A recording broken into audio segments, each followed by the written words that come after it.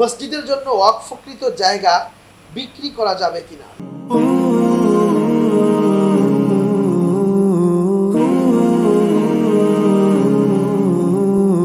না না না, বিক্রি করা যাবে না। মসজিদের জন্য যে জায়গা ওয়াকফ করা হয়েছে ওই জায়গা মসজিদের জন্যই ব্যবহার করতে হবে।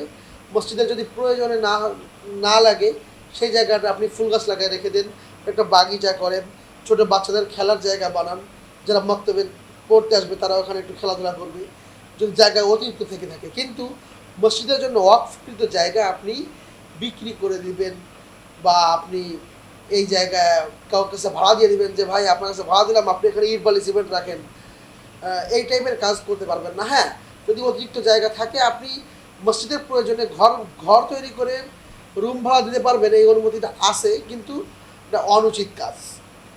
তারপরেও আমাদের সমাজে ওলামায়ে কেরাম এই অনুমতি দিয়ে রেখেছেন, আপনি ইচ্ছা করলে জায়গায় ঘর তুলে ভাড়া দিতে পারেন, কিন্তু জায়গা বিক্রি করে দেওয়া বা মালিকানা হস্তান্তর করা এই কাজ করা যাবে না।